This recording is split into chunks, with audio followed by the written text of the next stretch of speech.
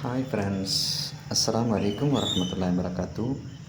நான் காலையில் நமாஸுக்கு எழுந்து நமாஸ் முடிச்சுட்டு ஒரு டீ சாப்பிட்டு வரலாம் அப்படின்னு ஒரு டீ கடைக்கு போனேன். அந்த டீ கடையில் போய் வடை சாப்பிட்டேன். உளுந்து வடை எனக்கு ரொம்ப ஃபேவரட்டான ஒரு வடை. அந்த வடையை நான் சாப்பிடும்போது ஒரு வடை எடுத்து சாப்பிட்டேன். டேஸ்ட்டாக இருந்துச்சு. அப்புறம் இன்னொரு வடையை எடுத்து சாப்பிட்டுட்டேன். 2 வடையை சாப்பிட்டு முடிச்சிட்டேன். சாப்பிட்டுட்டு டீ சாப்பிட்டுட்டு நான் திரும்ப வர்றேன். வரும்போது ஒரு பக்கத்தில் ஒரு ஆறு இருக்கும். அந்த ஆறை கிராஸ் பண்ணி தான் கரையில் என்னுடைய ரூம்பு. அங்கே தான் நான் ஸ்டே பண்ணுறேன். இப்போ அந்த ரூம்புக்கு பக்கத்துலேயேவும் எதிரில் ஒரு குளம் ஒன்று இருக்குது. அந்த குளத்துல மீன் இருந்துச்சு. அதை ஒரு பார்வை பார்த்துட்டு வரலாம் அப்படின்றக்காண்டி உள்ள போனேன். போனால் கையில் ஒரு வடை வாங்கிட்டு வந்திருந்தேன். எனக்கு சரி கொஞ்சம் லேட்டாக சாப்பிட்டுக்கலாம், வடை கொஞ்சம் டேஸ்ட் வைஸாக நல்லா இருக்க மாதிரி இருக்குது அப்படின்னு அந்த ஒரு வடையை வாங்கிட்டு வந்துட்டேன். சாப்பிடலான்னு இருக்கும்போது அப்புறம் மீன்லாம் உள்ள அங்கிட்டு ஓடிட்டு இருக்கிறத பார்த்துட்டு அதுக்கு அந்த வடையை போட்டுடலாம் அப்படின்னு முடிவு பண்ணி அந்த உளுந்த வடையை ஒன்றா பிச்சு போடுறேன். அந்த பிச்சு போட்டு அந்த வடையில் உள்ள ஆயில் இருக்குது பாருங்கள், அந்த ஆயில் எவ்வளோ வீரியமாக இருக்குது அப்படின்னு பாருங்கள். நான் வடையை பிச்சு போட்ட உடனே அப்படியே அந்த ஆயில் அதுலேருந்து எப்படி ஸ்ப்ரெட் ஆகுதுன்னு பாருங்கள்.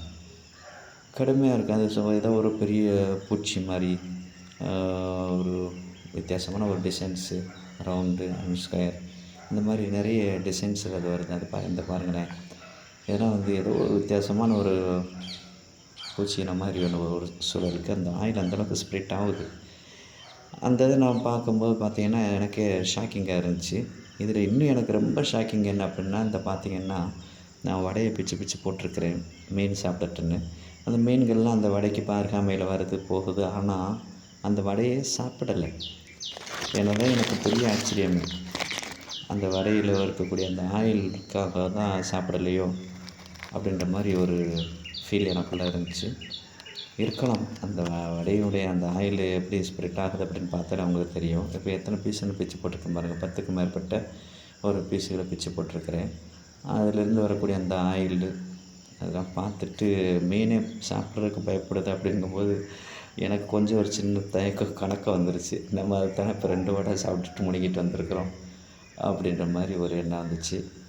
ஸோ ஃப்ரெண்ட்ஸ், நான் என்ன சொல்கிறேன் அப்படின்னா, காலை நேரத்தில் இது பண்ண இந்த கொலஸ்ட்ரால் அதிகமாக இருக்கக்கூடிய இந்த வடை இது போன்ற ஐட்டங்களை கொஞ்சம் தவிர்த்துக்கிறது சால சிறந்ததாக இருக்கும்னு நினைக்கிறேன்.